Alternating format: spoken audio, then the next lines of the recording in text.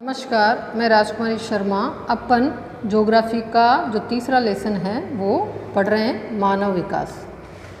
ठीक है, अपन ने मानव विकास के बारे में जानकारी हासिल की कि मानव विकास तो अपन करते जा रहे हैं, लेकिन विकास का जो शा पक्ष है उसको अपन नहीं देख रहे हैं, यानी कि उसके जो दुष्परिणाम है उसको अपन उसकी ओर लोगों का ध्यान नहीं जा रहा है। इसके लिए विभिन्न वैश्विक प्रयास किए जा रहे हैं, जिसमें मानवीय जीवन है वो गुणवत्ता किस प्रकार हासिल करे, यानी कि विकास तो हो लेकिन उसके स्वास्थ्य से जो स्वास्थ्य है उस पर या पर्यावरण पर या जितने भी प्रकार के जो प्रदूषण है वो कम से कम हो, इस प्रकार का जो विकास है वो होना चाहिए।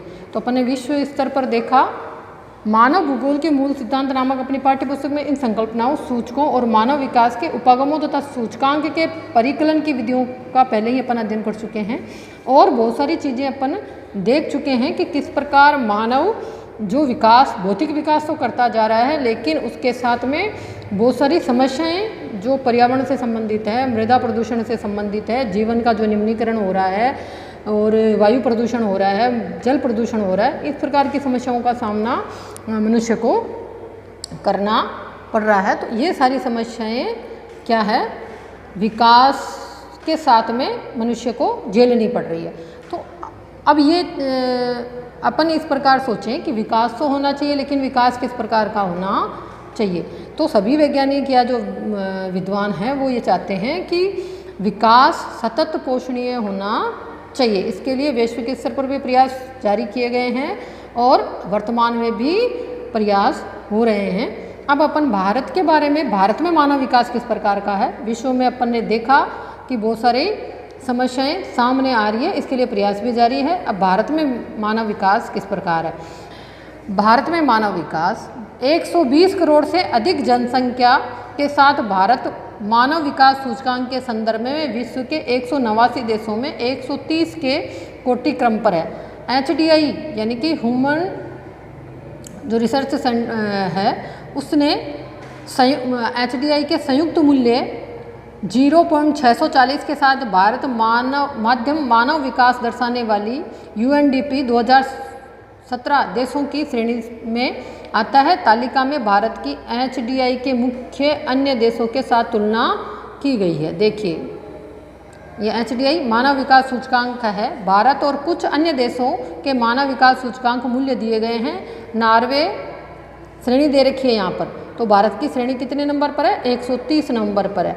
मानव विकास सूचकांक का मूल्य यहाँ पर आपको दिया गया है। तो अपन विभिन्न देशों के साथ मानव विकास जो है उसकी तुलना कर सकते हैं। क्लियर। तो सारणी में भारत का जो रैंक है वो 130वां दिया गया है। तो अपन देख सकते हैं कि अपनी जो स्थिति है वो किस प्रकार की है, तुलना कर सकते हैं। अब देखिए, मानव विकास सूचकांक क्या है, इसके अंतर्गत किन किन चीज़ों की गणना की जाती है। जब भी अपन मानव विकास सूचकांक की गणना करते हैं उसमें स्वास्थ्य सेवाएं या जो व्यक्ति का स्वास्थ्य है वो, उसकी साक्षरता कैसी है, उसकी आय कैसी है, इन सभी चीज़ों का आंकलन किया जाता है। ठीक है, तो मानव विकास सूचकांक केवल आय के आधार पर सूचना नहीं निकालता, यह स्वास्थ्य, शिक्षा, आय तीनों के आधार पर मानव विकास का जो है सूचकांक निकाला जाता है, जिसमें व्यक्ति के विभिन्न जो पक्ष है उनको भी देखा जाता है। तो मानव विकास सूचकांक में निम्न स्कोर का होना गंभीर चिंता का विषय है, यानी कि हम 130वीं श्रेणी पर आते हैं तो ये एक चिंता का विषय है। तो इससे ये पता चलता है कि भारत में जो मानव विकास सूचकांक है अभी उच्च कोटि का नहीं है। किंतु उपागम और राज्य देशों के सूचकांक मूल्यों के परिकलन के लिए चुने गए सूचकांकों को उनकी कोटि क्रम निर्धारण पर कुछ आपत्तियां उठाई गई है।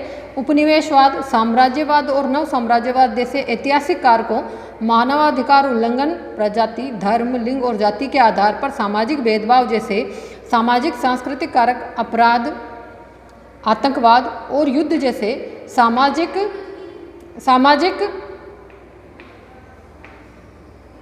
भेदभाव जैसे सामाजिक सांस्कृतिक कारक, अपराध, आतंकवाद और युद्ध जैसी सामाजिक समस्याएं और राज्य की प्रकृति, सरकार का स्वरूप, लोकतंत्र अथवा तानाशाही कैसा है, सशक्तिकरण का स्तर जैसे राजनीतिक कारकों के प्रति संवेदनशीलता का अभाव जैसे कुछ कारक है।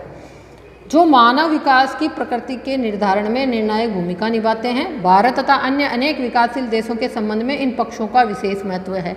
यानी कि केवल अपने को उसी के आधार पर अगर सूचना एकत्रित करते हैं तो बहुत सारे पक्ष और भी देखने पड़ते हैं कि वहाँ की राजनीतिक व्यवस्था कैसी है, अगर वहाँ राजनीतिक जो शासन व्यवस्थाएं हैं अगर वह संवेदनशील है या नहीं है, तो उन सब पक्षों का अपने को देखा जाना चाहिए और उसके आधार पर ही आगे आंकलन किया जाना चाहिए। जैसे प्रजाति है, धर्म है, लिंग और जाति के आधार पर सामाजिक भेदभाव जैसे सामाजिक सांस्कृतिक कारक, अपराध और आतंकवाद और युद्ध जैसी सामाजिक समस्याएं और राज्य की प्रकृति हो सकती है। तो इसमें बहुत सारे फैक्टर और भी काम करते हैं। तो इस प्रकार ये सारी चीज़ें भी अपने को ध्यान में जो सूचना निकालते हैं या जो इनकी गणना करते हैं उनको इन सब चीज़ों को भी देखना चाहिए। भारत तथा अन्य अनेक विकासशील देशों के संबंध में इन पक्षों का विशेष महत्व है। यूएनडीपी द्वारा चुने गए सूचकों का प्रयोग करते हुए भारत के योजना आयोग ने भी भारत के लिए मानव विकास रिपोर्ट तैयार की है। इसमें राज्यों और केंद्र शासित प्रदेशों को विश्लेषण की इकाई के रूप में प्रयोग किया गया है। तदंतर जिलों को विश्लेषण की इकाई मानते हुए प्रत्येक राज्य सरकार ने भी मानव विकास रिपोर्ट तैयार करना आरंभ कर दिया है। यानी कि इस आधार पर प्रत्येक देश में भारत में जो राज्य हैं और उन राज्यों से इस प्रकार की सूचना एकत्रित की जाती है और आंकलन किया जाता है और रिपोर्ट तैयार करते हैं कि भारत में किस प्रकार का विकास हो रहा है। तो इकाई मानते हुए प्रत्येक राज्य सरकार ने भी मानव विकास रिपोर्ट तैयार करना आरंभ कर दिया। यद्यपि भारत के योजना आयोग ने अंतिम मानव विकास सूचकांक का परिकलन, जिनके बारे में आप पहले ही अपनी पुस्तक मानव भूगोल के सिद्धांत में पढ़ चुके हैं, उन तीनों सूचकों के आधार पर किया है। तीनों सूचक कौन से? आय के आधार पर, स्वास्थ्य के आधार पर और शिक्षा के आधार पर। ठीक है, ये 3 सूचक होते हैं जिसमें मानव विकास रिपोर्ट तैयार की जाती है। सामाजिक वितरण, न्याय, अभिगम्यता, स्वास्थ्य और राज्य द्वारा चलाए जा रहे विभिन्न कल्याणकारी उपायों जैसे सूचकों की भी चर्चा की गई है। कुछ महत्वपूर्ण सूचकों की निम्नलिखित पृष्ठों में विवेचना की गई है। यानी कि और बहुत सारे भी फैक्टर भी काम करते हैं कि सरकारों के द्वारा कौन कौन से कल्याणकारी कार्य चलाए जा रहे हैं, सामाजिक वितरण किस प्रकार का है, न्याय किस प्रकार का है, तो ये अन्य चीज़ों को भी उसमें देखा गया। सामाजिक सशक्तिकरण किस प्रकार चल रहा है, तो इन चीज़ों को भी शामिल किया गया। 3 चीज़ें तो वो शामिल करते ही हैं, लेकिन बाद में अन्य चीज़ों को भी इसमें चर्चा के द्वारा जोड़ा गया। आर्थिक उपलब्धियों के सूचक, ठीक है।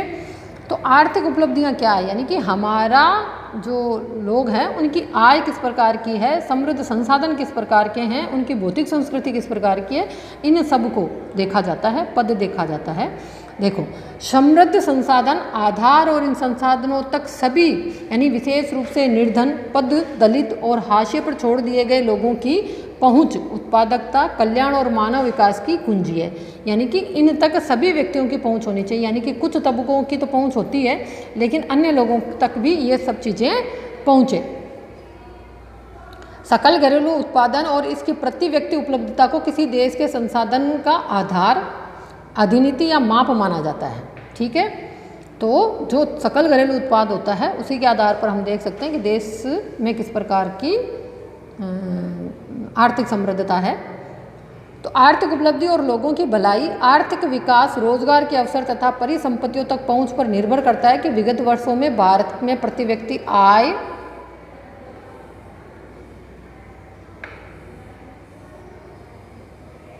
उपभोग व्यय में वृद्धि हुई है, जिसके कारण गरीबी रेखा से नीचे रहने वाले जनसंख्या के अनुपात में लगातार गिरावट आई है। वर्ष 2011-12 में गरीबी रेखा से नीचे रहने वाले लोगों का प्रतिशत ग्रामीण क्षेत्रों में 25.7%, शहरी क्षेत्रों में 13.7% और पूरे देश में 21.9% के रूप में अनुमानित किया गया। तो इस प्रकार यह आंकड़ा निकाला गया है। राज्य, देखो इसमें दे रखा है भारत में गरीबी, राज्यवार गरीबी रेखा के नीचे जनसंख्या का प्रतिशत प्रत्येक राज्य का दे रखा है। सबसे अधिक किसका है? छत्तीसगढ़ का 39.93। तो अपन इसका तुलनात्मक अध्ययन कर सकते हैं राज्यों के आधार पर, है ना, कि कौन से, देखो दादरा और नागर हवेली में भी 39.31 है। तो इस प्रकार अपन आंकलन कर सकते हैं कि यहाँ गरीबी रेखा से कितने लोग नीचे, कितने लोग जीवन गुजार रहे हैं। ठीक है, गरीबी रेखा से नीचे का मतलब है जिनको मूलभूत आवश्यकताएं भी पूर्ति नहीं होती है। जिनकी दैनिक ज़रूरतों की भी पूर्ति नहीं होती है, वो व्यक्ति गरीबी रेखा के नीचे आता है। गरीबी के आंकड़े दर्शाते हैं कि छत्तीसगढ़, मध्य प्रदेश, मणिपुर, ओडिशा तथा दादर नागर हवेली में उनकी 30% से अधिक जनसंख्या गरीबी रेखा से नीचे जी रही है। गुजरात, हरियाणा, जम्मू और कश्मीर, महाराष्ट्र, मेघालय, नागालैंड, राजस्थान, तमिलनाडु, त्रिपुरा, उत्तराखंड और पश्चिमी बंगाल में भी उनकी जनसंख्या का 10 से 20% गरीबी रेखा के नीचे है। आंध्र प्रदेश, दिल्ली, गोवा, हिमाचल प्रदेश, केरल, पंजाब, सिक्किम, पुडुचेरी, अंडमान और निकोबार द्वीप समूह, दमन और दीव तथा लक्षद्वीप की 10% जनसंख्या गरीबी रेखा के नीचे जीवन यापन करती है। गरीबी वंचित रहने की अवस्था है। अगर परिभाषा पूछ ली जाए कि गरीबी क्या है, तो गरीबी क्या है? वंचित रहने की अवस्था को गरीबी कहा जाता है ना। यहाँ अपन ये कह सकते हैं कि जिनकी मूलभूत आवश्यकताएं भी पूरी नहीं होती, वो गरीबी रेखा के नीचे आते हैं। दोनों प्रकार की परिभाषाएं दे सकते हैं। निरपेक्ष रूप से ये व्यक्ति की सतत, स्वस्थ और यथोचित उत्पादन जीवन जीने के लिए आवश्यक जरूरतों को संतुष्ट न कर पाने की असमर्थता को प्रतिबिंबित करती है। समझ में आ रहा है? ये अपन परिभाषा या तो ये दे सकते हैं यहाँ से या वाली, ठीक है। या अपन ये दे सकते हैं कि निरपेक्ष रूप से गरीबी वह व्यक्ति की, ये वाली, ये परिभाषा अपन दे सकते हैं, ठीक है। नीचे दे रखा आपको इन्वर्टेड कॉमा यहाँ से यहाँ तक। ये दोनों क्या है? गरीबी की परिभाषाएं हैं। किसी देश का सकल घरेलू उत्पाद उस देश की जीवन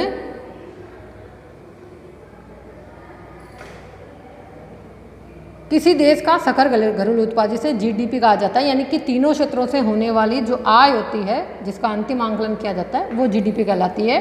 तो उस देश की जीवन की गुणवत्ता को पूरी तरह प्रतिबिंबित नहीं करता है। यानी कि तीनों क्षेत्रों से होने वाली आय ये नहीं बताती है कि इस देश में जो रहने वाले लोग हैं उनका जीवन किस प्रकार है। वो केवल आंकड़े प्रस्तुत करती है, लेकिन जीवन की जो गुणवत्ता है वो शिक्षा और स्वास्थ्य के आधार पर होती है। केवल आय के आधार पर हम जीवन की गुणवत्ता को नहीं आंक सकते हैं। तो वो केवल आर्थिक आय बताती है। जीडीपी जो है वो केवल आर्थिक आय बताती है, यानी कि प्रति व्यक्ति आय तो दर्शाती है, लेकिन वो जीवन की जो गुणवत्ता होती है उसको पूरी तरह प्रतिबिंबित नहीं करती है। गुणवत्ता का मतलब है व्यक्ति कितना साक्षर है, व्यक्ति का स्वास्थ्य कितना ऊंचा है, इन चीज़ों को वो प्रतिबिंबित नहीं कर पाती है। समझे बात? गुणवत्ता से मतलब जीवन की गुणवत्ता से है, केवल आय से नहीं है। आय केवल भौतिक आधार है, आर्थिक आधार है, लेकिन केवल आर्थिक आधार पर एक व्यक्ति के पास, मान लो अपन ये कह देते हैं कि एक व्यक्ति के पास करोड़ों रुपए है लेकिन स्वास्थ्य नहीं है, तो वो करोड़ों रुपए किस काम के? आपका पेट दर्द हो रहा हो और आपके सामने अगर हलवा पड़ा है तो क्या आप खा पाएंगे? क्या नहीं खा पाएंगे ना।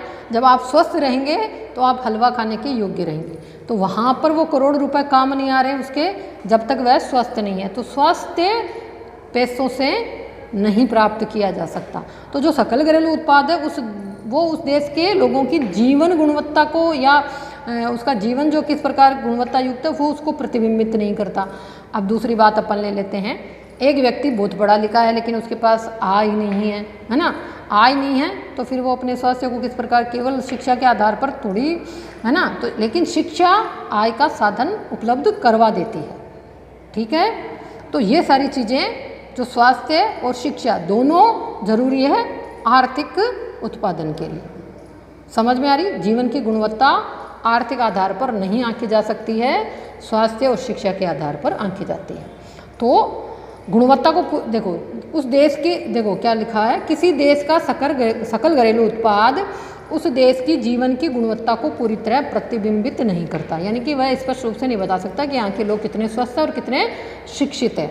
कुछ अन्य कारक जैसे आवास, सार्वजनिक परिवहन, हवा की गुणवत्ता और पीने के पानी की पहुंच भी जीवन स्तर के मानक का निर्धारण करते हैं, है ना। एक व्यक्ति, मान लो एक देश में जीडीपी तो बहुत अच्छी है लेकिन व्यक्तियों तक शुद्ध हवा नहीं पहुंच पा रही है, व्यक्ति दम घोटने वाले स्थानों पर रहने को मजबूर है या वहाँ पर पर्यावरण जीवन जीने योग्य नहीं है, तो क्या व्यक्ति वहाँ पर रह पाएगा? तो ये सारी चीज़ें भी व्यक्ति की जीवन की गुणवत्ता को बताता है। पानी भी है तो पानी, अगर गंदा पानी पिया जाएगा तो क्या होगा? बहुत सारी बीमारियां हो जाएगी। तो अगर उसने करोड़ों रुपए कमा भी लिए और बीमारियों के साथ अगर वो जीवन जी रहा है तो वो करोड़ों रुपए उसके किसी काम के नहीं है। तो इस प्रकार ये सारी चीज़ें भी जीवन की गुणवत्ता को पुख्ता करते हैं। बिना रोजगार की आर्थिक वृद्धि और अनियंत्रित बेरोजगार भारत में गरीबी के अधिक होने के महत्वपूर्ण कारणों में से हैं। अगर अधिकतर जनसंख्या बेरोजगारी में है तो अपन ये नहीं कह सकते कि वो देश है वो विकास कर रहा है। क्यों? क्योंकि अधिकतर जनसंख्या क्या है, बेरोजगारी में बैठी है, वो देश के विकास में भागीदारी नहीं निभा रहे, उनके पास रोजगार नहीं है, वो देश पर एक तरह से किसी काम के नहीं है। तो इस प्रकार जो बेरोजगारी है वो नहीं होनी चाहिए, ये भी जीवन की गुणवत्ता को प्रदर्शित करता है। तो अपन के क्या समझ में आया कि जीवन की गुणवत्ता केवल आर्थिक आधार पर मापी नहीं जा सकती। जीवन की गुणवत्ता स्वास्थ्य, शिक्षा, स्वच्छ पानी, स्वच्छ जल, स्वच्छ वायु, यानी कि कुल मिला के चारों तरफ का जो वातावरण है वो किस प्रकार का, उस पर भी निर्भर करती है। कुछ स्वास्थ्य सूचकों के क्षेत्र में भारत में सराहनीय कार्य हुए हैं, जैसे मृत्यु दर का 1951 में 25.1% से घटकर 2015 में 6.5 प्रति हजार होना और इसी अवधि में शिशु मृत्यु यानी कि शिशु मृत्यु दर का 148 प्रति हजार से 37 प्रति हजार होना। इसी प्रकार 1951 से 2015 की अवधि में जन्म के समय जीवन प्रत्याशा में पुरुषों के लिए 37.1 वर्ष से 66.9 वर्ष तथा स्त्रियों के लिए 36.2 वर्ष से 70 वर्ष की वृद्धि करने में भी सफलता मिली है। यानी कि कुछ ऐसे आंकड़े हमारे सामने आए जो हमें यह दर्शाते हैं कि हम विकास कर रहे हैं। जैसे मृत्यु दर जो है मृत्यु दर है वो धीरे धीरे कम हो रही है ना। पहले एक समय था जब शिशु मृत्यु दर या मृत्यु दर बहुत अधिक थी, लेकिन बाद में धीरे धीरे देखो 1951 की बात कर रहे हैं तो 25.1% थी, अब क्या है 6.5% है, तो घट गई है। इसी प्रकार जो शिशु मृत्यु दर थी वो प्रति हजार पर 148 प्रति हजार पर थी, अब कितनी रह गई है 37 प्रति हजार हो गई है। यानी कि 148 से 37 पर आ गए, तो ये बहुत अच्छी बात है। यानी कि इससे हमें ये पता चलता है कि हमारी जो स्वास्थ्य व्यवस्थाएं हैं वो प्रबल हो रही है, अच्छी हो रही है, या अपने को अच्छा स्वास्थ्य लाभ मिल रहा है। अब हमारे पास अच्छे डॉक्टर्स हैं, अच्छे हॉस्पिटल्स हैं, अच्छी सुविधाएं अपने को मिल रही है जिससे जीवन को बचाया जा सकता है। इसी प्रकार पहले जो पुरुष थे उनकी जीवन प्रत्याशा 37 वर्ष थी, यानी कि अधिकतर जो पुरुष हैं वो 37 वर्ष की आयु में खत्म हो जाया करते थे, लेकिन अब इनकी जो जीवन प्रत्याशा है औसतन वो 66.9 हो गई है। इसी प्रकार स्त्रियों की पहले 36.2 थी, वो अब 70 वर्ष बढ़ गई है। यानी कि अब जो स्त्रियाँ हैं वो 70 वर्ष तक अपना जीवन आराम से व्यतीत कर लेती हैं। तो इस प्रकार ये औसत निकाले जाते हैं। ऐसा नहीं है कि प्रत्येक स्त्री ही 70 वर्ष की होकर खत्म हो जाएगी, ये औसत निकाला जाता है कि अधिकतर जो स्त्रियां हैं वो 70 वर्ष तक जीवित रह पाती है। इस प्रकार ये आंकड़े अपने को ये बताते हैं कि हमारे देश में वर्तमान में जो स्वास्थ्य सुविधाएं हैं वो अच्छी स्थिति में हैं। तो अपन ये कह सकते हैं हाँ विकास हो रहा है, लेकिन विकास सारी चीज़ों को देखते हुए हम कह सकते हैं कि विकास किस प्रकार होना चाहिए। बहुत सारी भी कमियां भी हैं, उनको भी दुरुस्त किया जाना आवश्यकता है। तो यद्यपि ये महत्वपूर्ण उपलब्धियां हैं फिर भी बहुत कुछ करना बाकी है। इस प्रकार इसी अवधि के दौरान भारत ने जन्म दर को 40.8 से 20.8 तक नीचे लाकर अच्छा कार्य किया है, किंतु ये जन्म दर अभी भी अनेक विकसित देशों की तुलना में काफ़ी ऊंची है। यानी कि अभी भी अपने यहाँ जनसंख्या निरंतर बढ़ रही है, जबकि अपन जो विश्व में है दूसरे स्थान पर आते हैं। अभी भी अपने को जन्म दर और निम्न करने की आवश्यकता है। अगर निरंतर इसी तरह जनसंख्या बढ़ती रहेगी तो क्या होगा, आगे आने पर संसाधनों पर इसका दबाव बढ़ेगा और कहीं ना कहीं विकास अवरुद्ध हो जाएगा और आने वाली पीढ़ियों के लिए और ज़्यादा समस्या उत्पन्न हो जाएगी। किसी भी देश की जनसंख्या है वो उसके संसाधनों पर दबाव डालती है। तो ये सारी चीज़ें अपने को जो विकसित राष्ट्र हैं उनसे अभी भी अपनी जो जन्म दर है वो काफ़ी ऊंची है, उसे और अपने को कंट्रोल करने की आवश्यकता है, जिसमें सरकार अपनी नीतियों के माध्यम से इस पर अंकुश लगा सकती है। लिंग विशिष्ट और ग्रामीण व नगरीय स्वास्थ्य सूचकों के संदर्भ में देखने पर स्थिति और चिंताजनक प्रतीत होती है। भारत में स्त्री लिंगानुपात घट रहा है। भारत की जनगणना 2011 के निष्कर्ष विशेष रूप से 6 वर्ष की आयु के बच्चों के लिए लिंग अनुपात के संबंध में बहुत ही अवांछनीय है। यानी कि जैसी आशा की जाती है वैसे नहीं है ना। लिंग अनुपात में बहुत ज़्यादा भेदभाव देखने को मिलता है, तो ये आगे आने वाले समय में चिंता का विषय है। रिपोर्ट के अन्य महत्वपूर्ण लक्षण यह है कि यदि केरल को अपवाद मान लिया जाए तो सभी राज्यों में बच्चों का लिंग अनुपात घटा है और पंजाब और हरियाणा जैसे विकसित राज्यों में यह सबसे अधिक चिंताजनक है। यानी कि यहाँ पर स्त्रियों की स्थिति कम है, यहाँ पर 1000 पुरुषों पर केवल 850 बच्चियाँ बताई जा रही है, तो ये चिंता का विषय है। जहाँ पर लिंगानुपात प्रति 1000 बालकों की तुलना में 850 बालिकाओं से भी नीचे हैं। इसके लिए कौन कौन से कारक उत्तरदायी है? ये क्या एक सामाजिक दृष्टिकोण है अथवा लिंग निर्धारण की वैज्ञानिक विधियाँ? ये तो दोनों ही काम करती है, क्योंकि समाज में स्त्रियों की स्थिति अच्छी नहीं है, उनको सम्माननीय स्थान नहीं है, तो लड़कियों को अच्छी दृष्टि से भी नहीं देखा जाता है ना। तो इस कारण से भ्रूण हत्या, लड़कियों का जो बालिकाओं का जो भ्रूण है वो पहले ही गर्भ में ही ख़त्म कर दिया जाता है या जन्म होने के बाद में ख़त्म कर दिया जाता है। कई जगह सामाजिक जो परंपराएं हैं वो भी इसमें आड़े आती है, लड़का होना चाहिए, है ना। तो ये बहुत सारे जो सामाजिक दृष्टिकोण है वो इसमें काम करते हैं। और आजकल वैज्ञानिक विधियाँ ऐसी हो गई है जिससे पहले ही पता चल जाता है कि लड़कियाँ होगी या लड़का होगा, तो उससे भी इसमें गलत प्रभाव पड़ता है। तो ये लिंगानुपात में जो अंतर देखने को मिलता है, इसके लिए सारे कारक उत्तरदायी हैं। तो ये कहीं ना कहीं अपने को बहुत सारी समस्याओं का आगे सामना करना पड़ेगा। आगे अपने को सामाजिक सशक्तिकरण के सूचक दे रखे हैं और भारत के संदर्भ में दे रखे हैं। ये अपन आगे वाले वीडियो में पढ़ेंगे। अपना आज का यहाँ तक चैप्टर हो गया है, ठीक है। तो इसको अपन बहुत अच्छे से देखेंगे और पढ़ेंगे। अपने को बहुत समझ के पढ़ना है, तो ज़्यादा टिपिकल नहीं है। अपन जीडीपी क्या होती है ना, सकल घरेलू उत्पाद, जो तीनों क्षेत्रों से प्राप्त किया जाता है, तो ये सारी तीनों क्षेत्रों से होने वाली आय का जो मिलाकर जो होता है वो जीडीपी कहलाता है। तो अपन इस प्रकार की जो चीज़ें हैं वो समझते हुए पढ़ेंगे। और मानव विकास सूचकांक के अंतर्गत जो जीवन की गुणवत्ता देखी जाती है, केवल प्रति व्यक्ति आय के आधार पर हम मानव विकास का सूचकांक नहीं निकाल सकते हैं। इसके साथ अन्य चीज़ें भी अपने को देखनी होगी। तो ये सारी चीज़ें अपन देखते हैं। और अब आगे आने वाले वीडियो में हम भारत जो सशक्तिकरण वाला जो है, सामाजिक सशक्तिकरण के सूचक, यानी कि किस आधार पर हम कह सकते हैं कि समाज सक्षम हो रहा है, क्या क्या उसके आधार हो सकते हैं और क्या क्या इसके सूचक हो सकते हैं, आगे आने वाले वीडियो में अपन पढ़ेंगे। धन्यवाद।